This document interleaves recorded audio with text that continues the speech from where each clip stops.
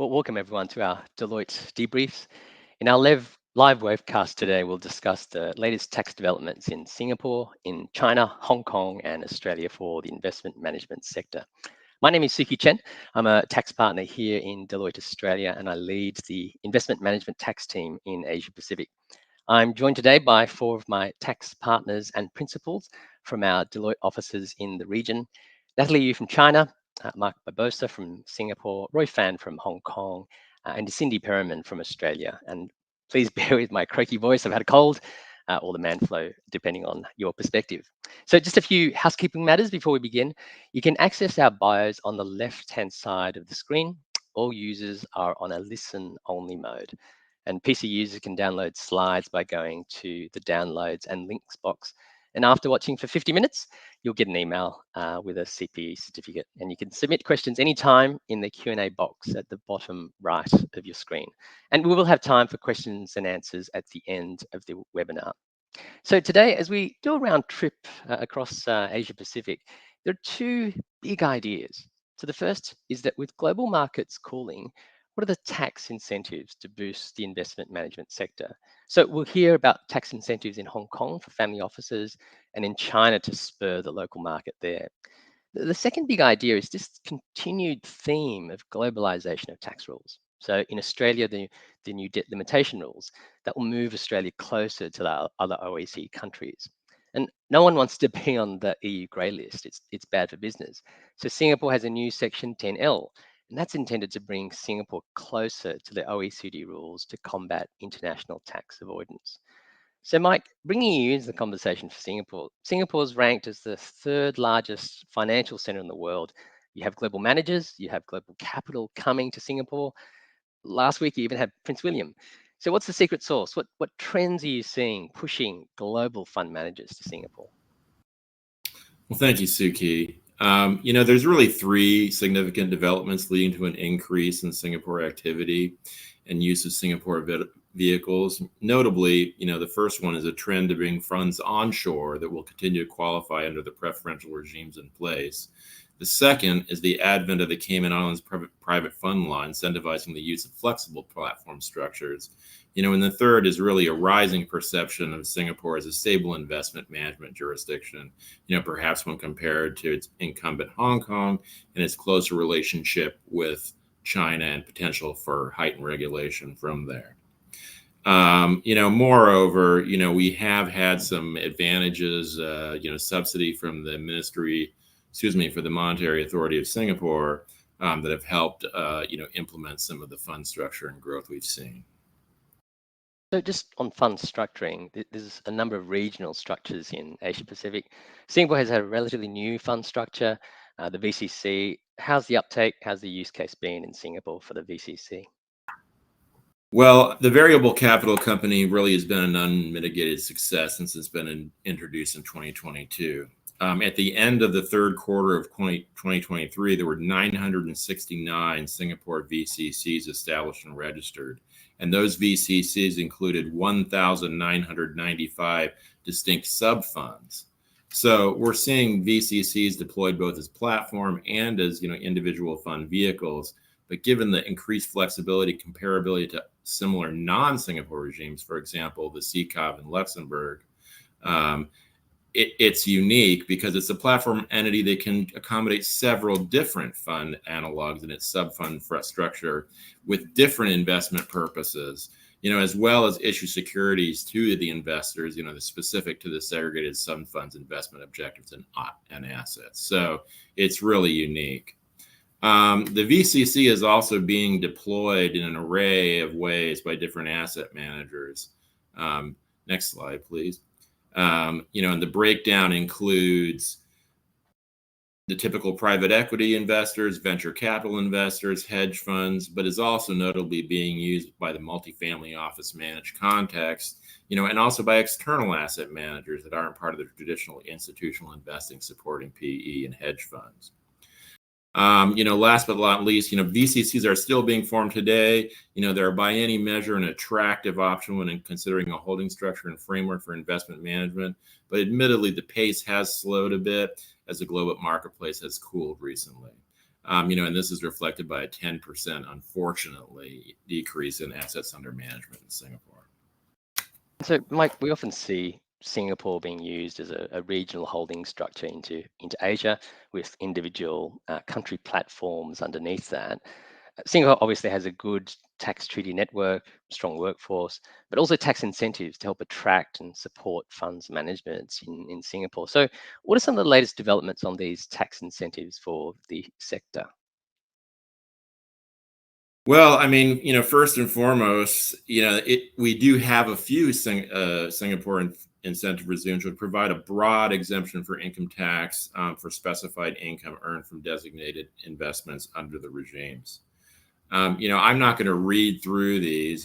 Suffice it to say, you can download it. But the scope of what constitutes specified income, and what are qualified exemptions is very broad. However, there still are some exclusions, from what turns out to be specified income and qualified exemptions. For example, digital tokens and cryptocurrencies. They have added some categories that you can see here on the slides in red boldface. So it's really a broad scope of options that are available for anybody in the investing community. But notwithstanding the broad scope of income, which is exempt, there are a few types that are excluded from the preferential regime, especially income earned from Singapore economic activities.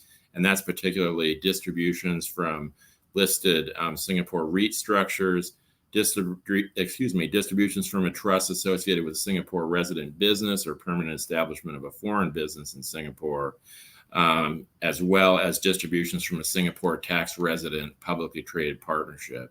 In general, that just means that income associated with Singapore companies and entities that are conducting a taxable business in Singapore are not going to be subject to the exemption. Really the conditions for institutional investors are well known. Next slide, please.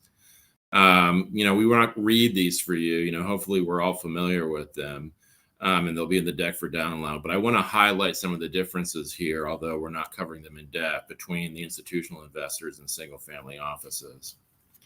So the next slide, please.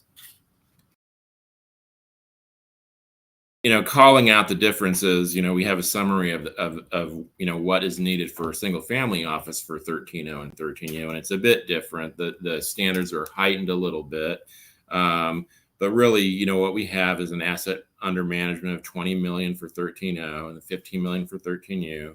You have to have qualified investment professionals involved in the management of the fund. There is a required local spend of 200,000 Singapore dollars for 13.0. That's increased a bit for the 13U system under a tiered program, but as a rule of thumb, that should be understood to be 500,000 Singapore dollars. There is a capital deployment requirement, as in the case of the institutional investors, but there is double counting for certain types of investments, typically Singapore sided investments. On the next slide, we have a little bit of a deeper dive into some of the local spending requirements for those incentives, including the double counting. But really, it's been attractive, as I said before, not just, the Singapore regimes have been attractive, not just for institutional investors, but for family office as well. So obviously a number of good tax incentives for existing funds. You talked about the new fund structure, the VCC. Are these tax incentives similarly available to the VCC new fund structure? Yes, that it is. They are, and it's important to know that not only do they apply to VCCs, but they are applied at the umbrella level, which means that all of the sub funds that make up and are underneath, a single VCC being administered by a fund manager, will be counted in meeting these 13.0 and 13U requirements. There's also been a relaxation recently in the reporting and notification requirements, as long as the VCC has no overall change to its investment objectives. Otherwise, the treatment for the VCC is exactly the same as it would have been for more traditional fund entities under the 13.0 and 13U regimes. So maybe just shifting gears slightly, we're seeing globalization of tax rules. countries wanting to remain lockstep with the OECD. Particularly in the case of Singapore, it's regarding rules to address international tax avoidance risks. So can you tell us a bit more about this new Section 10L in Singapore? So yeah, there was a lot of excitement about 10L this summer, I think, when it first came out. But Singapore 10L is and will be in effect, is law now, and will be in effect as of January 1st, 2024. And really it's a substantially narrowing, of what was earlier interpreted to be a, ultra broad exemption from gains arising from foreign assets. And it's a bit different from the Hong Kong FSAI regime in that it does not provide for a blanket carve out of investment incentives. 10L will result in a Singapore tax on gains from disposals of foreign assets by an entity where the disposing entity is part of a relevant group, and we'll talk about that in a minute, and the entity is not otherwise exempted from the 10L regime when the gains from disposal are received in Singapore. So there's still a requirement that the income be realized in Singapore. I suppose the critical determination, as you can see on the next slide, please, is really determining what constitutes a relevant group. That's a defined term, and it should be understood to mean an entity that is required to be reported and included in a consolidated financial statement under Singapore financial reporting standards, or IFRS. And the standard was established, because entities included in a consolidated financial statement that are earning gains from non-exempt Singapore economic activities, should probably also include gains from the disposal of foreign investments received, and therefore in their taxable income, as those gains are likely to be associated with the other non-exempt activities. And this new provision really gives rise and requires, what we think is a significantly enhanced analysis of what will constitute that relevant group. Fund and SPV entities in an investment holding structure are typically not included in a consolidated financial structure, as opposed to being investment entities, so are likely exempt. But notwithstanding, we think it's really critical to do the diligence. There's always a chance that a given set of facts may result in potential application of the new rules. And, there's a further need to assess the economic substance of what's happening. Separately, it's anticipated also that we'll be receiving guidance very shortly from the IRAS, and or the Monetary Authority on fund vehicles, whether they're incentivized or not. And the application of the economic substance to these entities will be important, including whether the substance of the fund manager may be imputed to the fund vehicle. And last but not least, it's something that people should keep an eye on, the mix of the assets that are being invested in, an excess of debt instruments and financing within a group, can always inadvertently result in a loss of an exemption. So it's something that needs to be closely documented by asset managers and fund administrators. I mean, it's really complicated. There's lots of traps out there for the unwary. In the imposition of 10L, it's brand new, and we're waiting anxiously for additional guidance, from the authorities. And maybe, Mike, just to round out the discussion, any other non-tax updates that are relevant impacting the investment management sector in Singapore? Yeah, I mean, for sure. I mean, next slide, please. I mean, things have been fairly quiet, but as with the 10L, I mean, we're just seeing an increased focus on regulatory activity in general, anti-money laundering compliance, as well as efforts to combat the financing of terrorism, in light of the geopolitical condition, are increasingly an issue. There have been some recent MAS consultations on digital prospecting, and there is a continuing engagement by the MAS with family offices, particularly on requirements for single family offices to have relationships with MAS licensed financial institutions. In a lot of ways, this is seen as really MAS delegating their authority and their responsibility to the financial management industry here in Singapore. But I think that's it. I think that's my update, and thank you all for the opportunity to speak today. No, thank you for that, Mike. Maybe turning Roy to Hong Kong. Perhaps to set the scene for our audience, can you give us an overview of how fund structures are normally done in the Hong Kong market? And also, you've got a new fund structure, the LPF in Hong Kong. Yeah, sure, Shuki.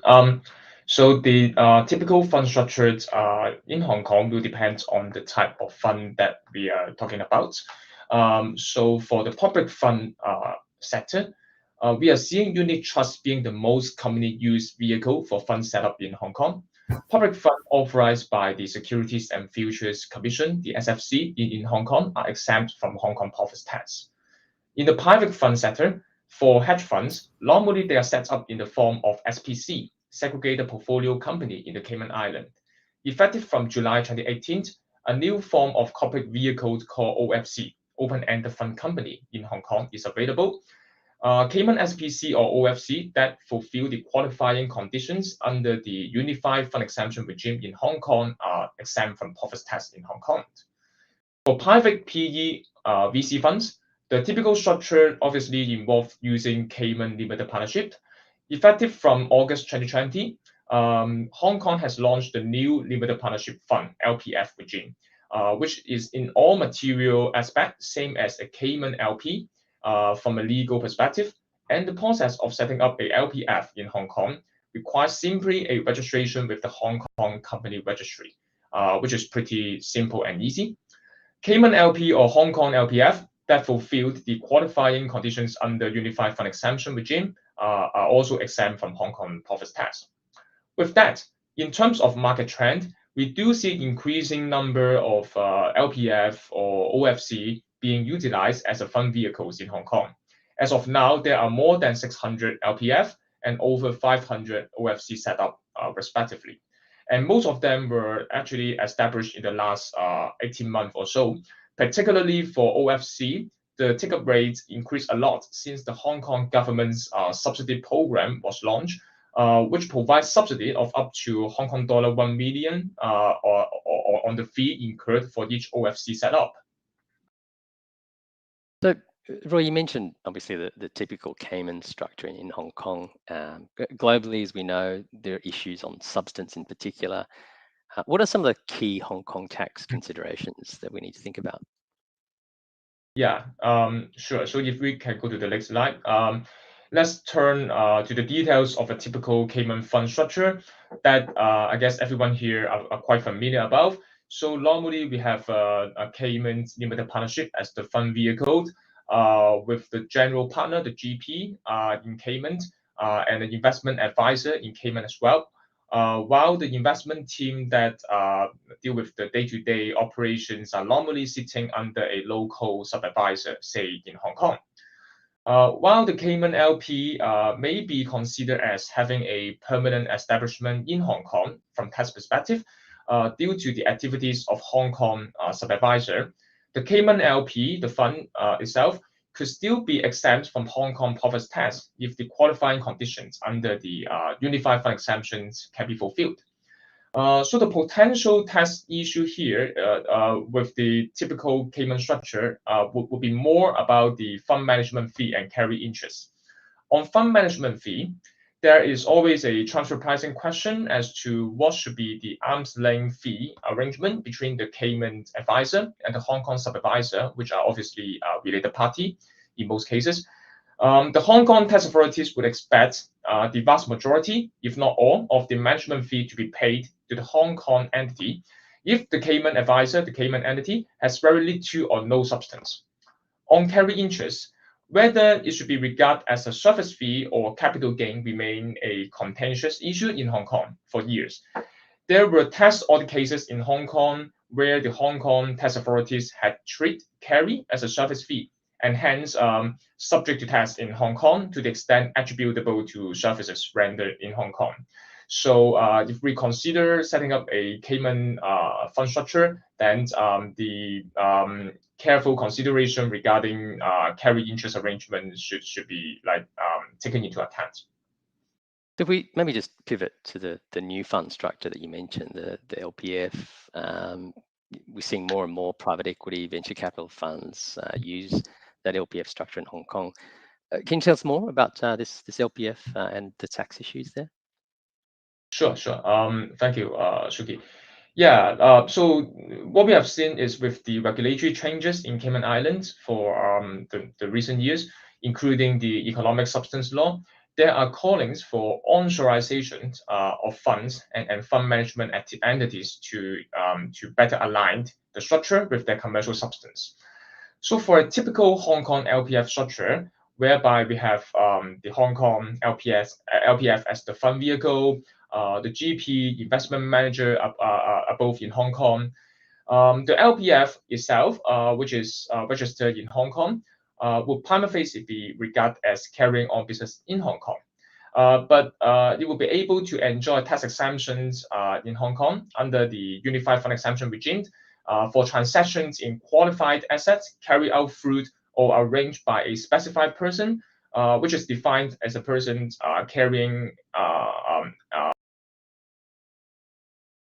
for investment in PEVC, they are regarded as a qualifying asset and eligible for tax exemption in Hong Kong if either the fund has no controlling interest in the investee company or where the fund has controlling interest, the holding period is at least 2 years. There is also an very important requirement that the investee company should not have more than 10% of its asset value in Hong Kong real estate or Hong Kong real property. Otherwise, there will not be a tax exemption available for those investment in these type of investee companies. Fund management fee derived by a Hong Kong investment manager obviously will be subject to Hong Kong profits tax at 16.5% to the extent attributable to services rendered in Hong Kong. For carry interest, it may be possible to be tax exempt in Hong Kong by relying on the Hong Kong tax concession regime for carry interest, which broadly speaking provide profits tax and Hong Kong salaries tax exemption on eligible carry interest arising from transactions in qualified PE transaction. Without going into details of these carry interest tax concession regimes, it should be noted that most qualifying conditions under this regime are essentially the same as those under the Unified Fund Exemption regime in Hong Kong.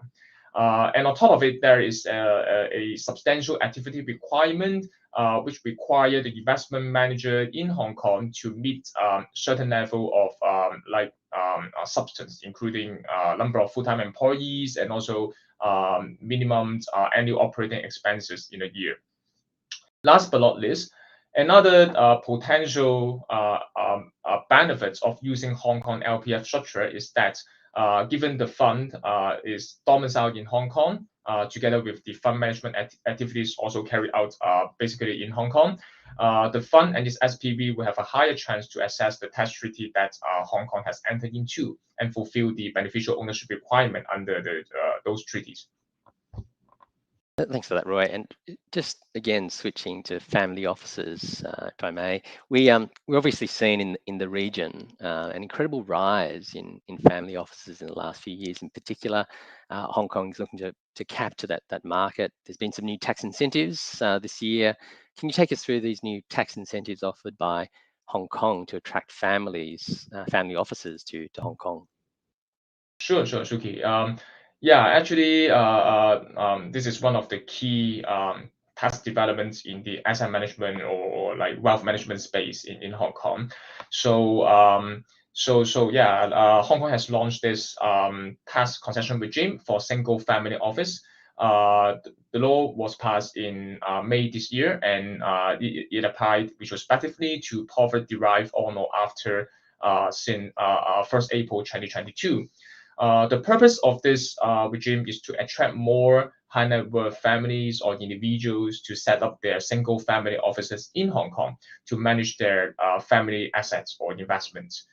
In order to qualify for the tax exemptions, there are a number of conditions to be fulfilled, and I won't go into detail one by one. However, the key threshold, or requirements include that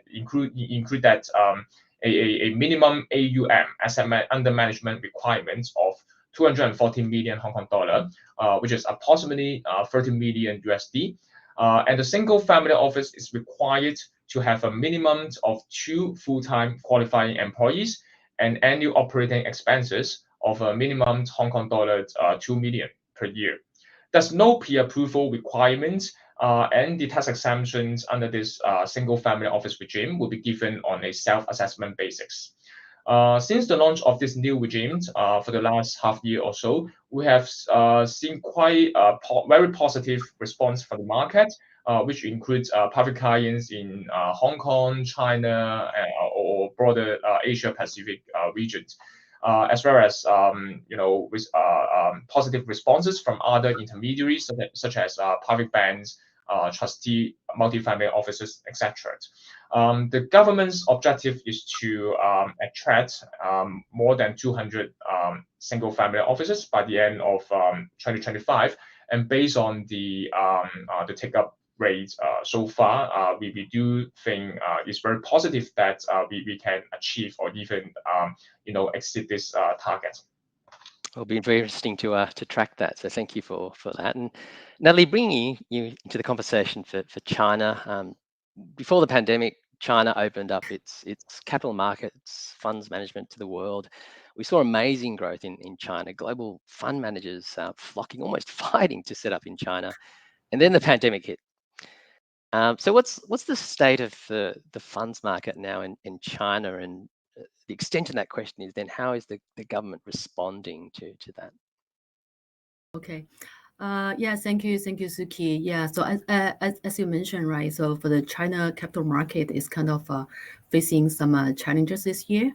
The China domestic market is not that very active, and the IPO markets, including the domestic and also the IPOs in Hong Kong and the US markets, got some difficulties. And to support and stimulate China domestic capital markets, a series of tax rules were released to extend the incentive policies related to the capital market investment. And these rules include personal income tax exemptions on gains derived by Chinese individuals on selling CDRs, Hong Kong stocks through Shanghai Hong Kong Stock Connect and the Shenzhen Hong Kong Stock Connect, and also the Hong Kong Unit Trust through mainland Hong Kong mutual fund recognition regime. And also preferential tax treatment for individual partners of qualifying venture capital investment partnerships, where the individuals can elect to pay personal income tax on income derived from the fund at 20% flat rate, which is versus 5 to 35% normal progressive tax rates. And there's also extension of a rule to reduce the tax cost of disposal of NPLs and also the non-performance assets by banks and asset companies, where one disposing the collateral as real estate assets, the banks and the AMCs can elect to deduct the acquisition cost of the real estate from the sales proceeds for the purpose of computing output VAT. And also the rule also exempts the stamp duty and the deed tax when obtaining debt repaid assets from NPL debtors. Lastly, but not the least, the stamp duty on securities trading at China domestic capital market was reduced by 50% from 0.1% to 0.05%. Thanks, Natalie. So if we just switch to fund structuring for a moment. So historically, the most common structure to invest into China has been using an offshore fund structure. Again, what trends are you seeing in terms of the use of that common offshore structure going into China? Okay, so the offshore funds, offshore structure still has been a mainstream vehicle to attract foreign investors for private equity investment into China, where the investment fund established out of China and the funds acquiring Chinese target companies by setting up offshore holding SPVs to hold their investment in China. Cayman used to be the most common places as a place to set up the offshore funds with the increased interest in Hong Kong and Singapore, as Roy and Michael previously mentioned the reason. And for fund structure level, the offshore fund manager, the offshore GP generally do not have China tax implications. If no PE, I mean establishment, the permanent establishment is constituted in China. So to reduce the China PE risk, it is commonly structured to have a PRC advisory company to host the China employees involving the fund investment activities in China, where the PRC advisory company was structured a service agreement with offshore fund and being compensated with the other advisory fees for their activities conducted. We would draw attention that we have seen the trend recently that the local tax authorities in China paying special attention to the PE issues of the Chinese advisory companies, and also the transfer pricing issues for the compensation derived by the China local advisory company. And one more thing regarding the offshore structure is regarding the funds disposition of Chinese entities. And disposition is normally conducted at the offshore SPE level with the intention to avoid the China tax implication on exit. However, China imposed the 10% withholding tax, capital gain tax on indirect transfer of China entities' equity share. So in other words, selling of the shares of the offshore intermediate holding company would also be potentially subject to China capital gain tax if the indirect transfer cannot meet the bona fide financial purposes test. This is a well-known Bulletin 7 reporting. And Bulletin 7 reporting has attracted a higher degree of attention recently. And there are more and more cases in which the tax authorities, they took the initiative to identify the transactions and ask for the reporting. And disposition by M&A would hardly prove the bona fide commercial purposes test if the underlying entities are mainly operated in China. And if the indirect transfer fail to pass the bona fide financial test under Bulletin 7 and is subject to China capital gain tax, how to determine the capital gain associated with the China operation is a quite complex issue. This includes how to properly allocate the sales price among the operations in China and that out of China, and how to determine the cost base. Usually the cost base should not be the original investment that the fund investment into the overseas SPVs. And the third difficult issue is if the underlying operating companies in China are decentralized in different places in China, then the capital gain also needs to be allocated among different entities, and the capital gain tax should be paid separately in different places. Lastly, the treaty benefit will also be considered for Bulletin 7 reporting cases. So if the intention is to rely on reliefs provided by double tax treaties afforded by China and the relevant foreign jurisdictions, it is important that the IHCs have the relevant substance that would pass the China beneficial owner test. No, thanks for that, Natalie. So obviously the common structures have been offshore structures in the past, but certainly the last few years, there's been a trend in China towards onshore funds. So can you tell us a bit more about that trend to onshore funds? Right. Well, China onshore structure becomes very popular in last since the last few years, and more than 20 provinces in China have announced their own qualified foreign limited partnership rules, which have a slight differences regarding the permissible investment scopes by the QFLPs established in their jurisdictions, in their own provinces. So other than the equity shares of the private companies, the QFLPs can also allow to invest into ordinary share, prefer share, debt to equity conversion, which are issued by the listed companies in the form of a non-public offering, and the QFLPs in some places can also invest into the NPLs.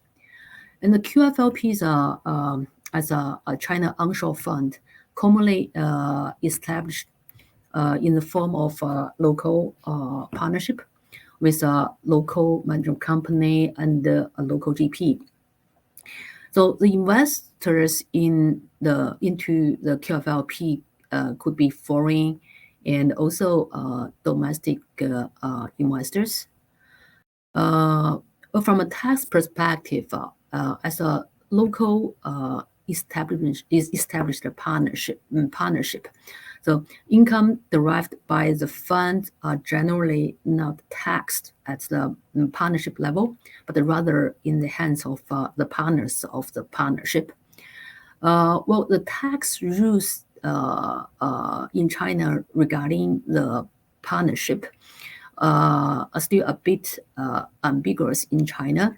So as such, there are some tax uncertainties, particularly for the foreign partners of a partnership.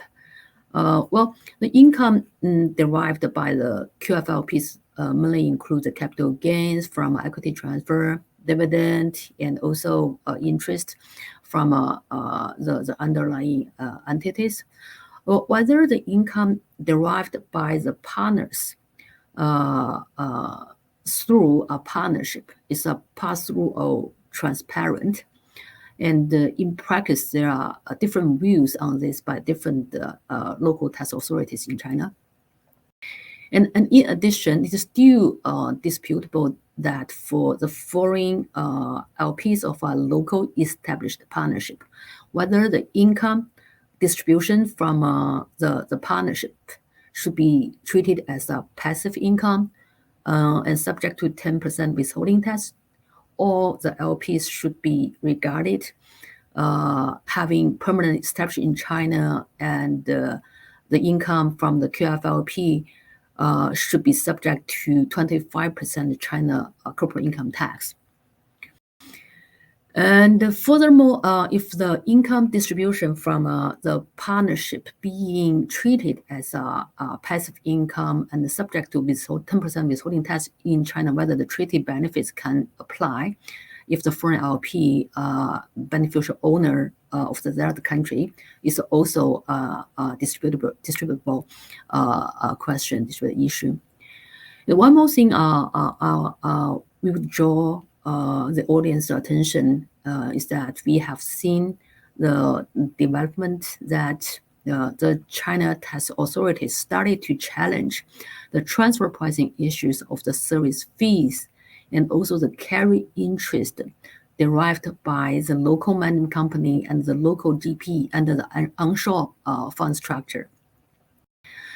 Because it is, becomes not uncommon that the offshore fund becomes a foreign LP of the local establishment QFLP, and the local management company and the local GP of the QFLP is can be the related companies of the foreign GP and foreign management company of the offshore fund. So in that case, for foreign GP, it is more likely to be constituted a PE in China because of the activities carried out in the process of performing the duties by the domestic GP. And in the double GP scenarios, if both domestic GP and the foreign GP are responsible for certain activities, so performing functions and assuming risk, you should be mindful for transfer pricing issues, where for the fair market management fees and the carried interest should be split between the foreign GP and those domestic GP. Otherwise, it may attract the transfer pricing challenges by the China tax authorities. Okay, thank you very much for that, Natalie. And we turn to Australia next. If we look at the state of the market in Australia, it continues to be a well-developed investment management sector with 4.5 trillion funds under management. So there are 4 Australian tax developments that we will discuss today. We'll spend the majority of the time focusing on one issue, that is the proposed debt limitation rules, which is a big change. It moves Australia closer to other OECD countries that use a EBITDA type calculation, but it really has an application across all sectors of investment management. We'll also discuss the status of the new Australian fund vehicle, the CCIV, proposals for build to rent, and the current focus of the Australian Tax Office. So in Australia, we do have a new fund vehicle. It's intended to be more user-friendly, a more familiar structure to foreign investors. That's the corporate collective investment vehicle. So in legal form, it's a company with shares, but for tax purposes, it's transparent, taxed on a flow-through basis. There was much hope that this new fund vehicle would be one step to allow Australia to compete with Singapore and Hong Kong as a regional financial centre. But the numbers tell a story.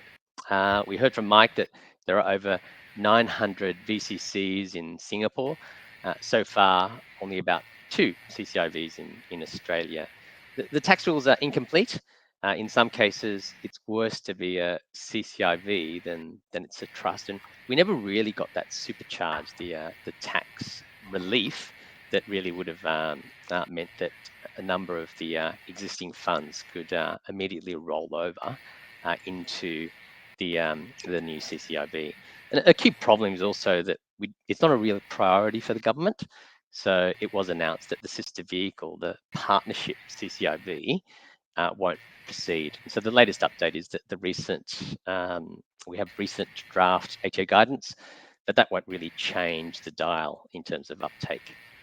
So whilst the CCIV has had a slow start, the Managed Investment Trust, the MIT, remains the vehicle of choice for investment management. So the headline tax rate is 15% withholding, which is half of the general corporate tax rate. And one asset class that will benefit is in alternatives, so the build to rent property. In April this year, the government announced that withholding tax will be cut from 30% to 15% for new build to rent projects from mid next year. We're still waiting for new rules, but that should supercharge the build to rent sector. And in terms of tax authority activity, there's been a lot in investment management. The Australian Tax Office, the ATO, has recently announced that it will begin the next stage of reviewing the top 1,000 entities in the sector. And the sector as a whole is really focused on third-party governance.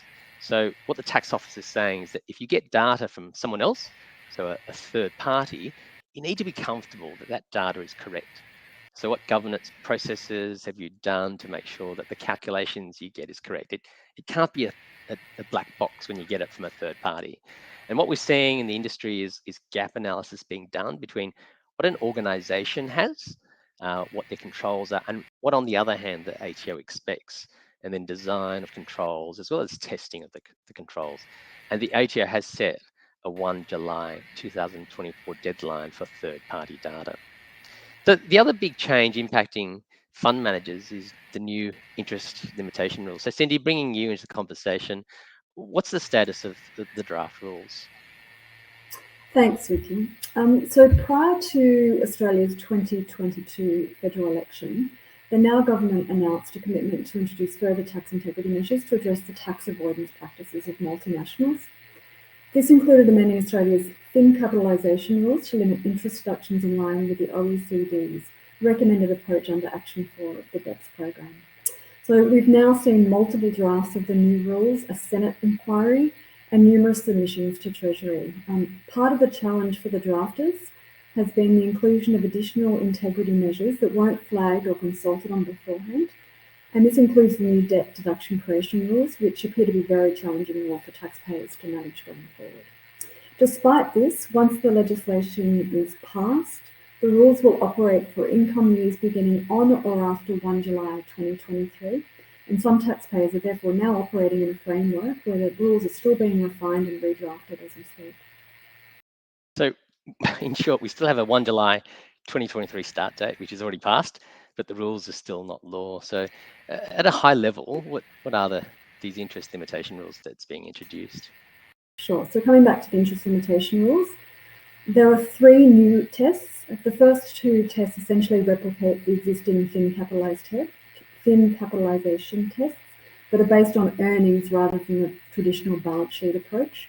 And the third test replaces the existing arm's length debt test with a third-party debt test. So just turning to each of those 3 tests at a very high level. The first, the fixed ratio test, it permits net debt deductions up to a limit of 30% of tax EBITDA in an income year.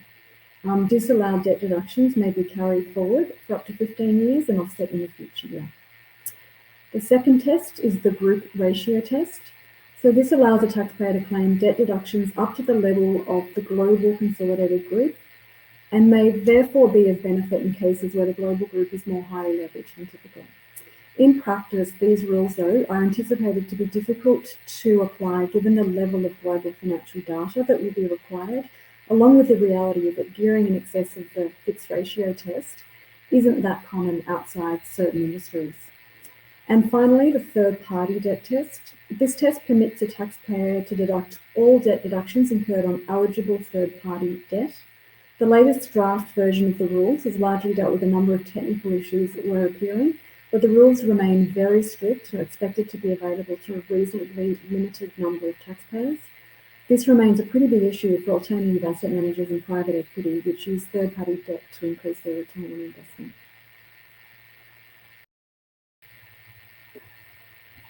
So thanks for that. I mean, we're thinking about these rules, they're obviously complex, but you also did mention that there was a surprise addition mid this year, being the debt deduction creation rules. So again, can you take us through what this new integrity rule is? What kind of arrangements are intended to be caught there? Sure. So the proposed debt deduction creation rules are broadly targeted and directed at denying related party debt deductions. So based on the explanatory memorandum, the rules are stated to apply to debt creation schemes that lack genuine commercial justification. And to put this in context, these proposed new rules will apply in addition to Australia's transfer pricing rules, the general anti-avoidance rules that we have in Part 4A, and the existing thin capitalisation or interest limitation rules going forward. And I think it's fair to say that these rules in large part reflect the ATO's ability to influence policy development in Australia, and really emphasises the focus or the dissatisfaction the ATO has had with taxpayer behaviour in relation to the use of ongoing use of related party debt. So that despite the rules having a stated intent of targeting artificially located debt, the rules as currently drafted remove the ability to claim debt deductions on related party debt in a number of fairly ordinary commercial circumstances. The rules can apply to deny a debt deduction regardless of the motivation or purpose of the taxpayer or of any objective standard for entering into the financing arrangement. There's limited grandfathering for existing arrangements, so whilst the rules will generally apply for new debt from income years beginning on or after 1 July 23, there's a transitional rule that means that the rules will also apply for existing financial arrangements that were in place before the 22nd of June this year, 2023, but those rules will be delayed for an extra 12 months before that debt is brought into the regime. So on the next slide, we've described the 2 scenarios where the rules can operate to deny related party debt deductions. So very broadly, subsection 2 can apply where a taxpayer acquires a capital gains tax asset or a legal or equitable obligation from an associate and incurs debt deductions in relation to the acquisition or holding of that relevant asset that's payable to an associate. There are three very broad exceptions that apply to this general rule, and that's the case where the asset is acquired from an associate is a new membership interest, a tangible depreciable asset, or a debt interest. So for example, an Australian fund manager will not be able to claim debt deductions on a working capital facility that is on lent by an internal finance company that funds the acquisition of property from an associate going forward under these new rules. And equally, interest costs going forward may not be deductible in a scenario where a restructuring occurs following a global M&A deal, where an intercompany loan is used to push down a portion of the external acquisition debt to Australia to restructure the combined operations. The second circumstance, moving down the slide, is subsection 5. So very broadly, this rule applies to deny debt deductions on related party debt where a taxpayer obtains proceeds from the financial arrangement and uses those proceeds to firstly fund, facilitate the funding, or increase the ability of any entity to make a payment or distribution to an associated recipient. There's currently no conduit lending exception, so third-party debt lent to a related party's FinCo, by way of example, to an operating entity won't give rise to deductible interest cost if it enables or even increases the ability of the operating entity to make distributions to associated investors. I think that's an important issue that may arise in this particular sector, of course. And there are two very limited exceptions to this new subsection 5. Firstly, back-to-back lending through associates is permissible if the lending has the same terms related to costs and the on-lending is to an Australian taxpayer. And secondly, where the borrowing is used to fund a repayment of principal to an Australian related party, unless that original loan is itself caught by the rules. So in other words, borrowing onshore in Australia can't be used to retire cross-border debt through even though the associated interest, income and expenses on the new debt would match and be offset in Australia. And finally, turning to our last slide, there's a new anti-avoidance rule that overlays these new anti-avoidance rules. So a comment in the explanatory memorandum notes that schemes that seek to get around these new rules to artificially locate or debt dump third-party debt in Australia will be subject to the new anti-avoidance rule. So at a high level, specifically, the Commissioner can make a determination to deny debt deductions where he's satisfied that it's reasonable to conclude a scheme was entered into for the principal purpose of ensuring that the new rules don't apply. So quite a significant measure that we're expecting to have quite a broad impact for those taxpayers with third-party debt. Thank you very much for that. So thank you, Natalie, Michael, Roy, and Cindy. And it brings to an end our today's discussion, and we do have some time for questions from our audience. The first question actually relates to what Cindy has just talked about. We heard Australia may introduce earnings strippings rule to replace current FinCap rules. Any updates? So that's what Cindy has just referred to. So Cindy, if you would mind going on mute, if we just hear from Mike, there's two questions on Singapore. So Mike, one of the questions from the audience is noted that the Monetary Authority of Singapore is taking a long time to approve 13U and 13R applications, 9 to 12 months. Any update if the MAS is expediting the applications? I wish I had better news. I mean, yes, there is definitely, a recognition by the MAS at the frustration in the fund management community. We've heard locally that, there has been a distinct effort to add capability and resources, but we're not really seeing that translate into speeded up application times yet. But we are hopeful that that's going to change in the not too distant future. Fear of bad news, but that's the status at the moment. And the final question that we have from the audience is, again, from Singapore, relates to the new Section 10L. It sounds like it's a bit more crystal gazing. So the question is, do you think there are other potential changes in the future in Singapore and regulatory environment around the use of its preferential regimes? I do. as a global practitioner, I suspect it's just a matter of time before substance-based anti-abuse rules are put in place. In Europe, we've got the ATAD3 coming into effect, and no doubt that regime is going to have a knock-on effect in Asia and other fund jurisdictions.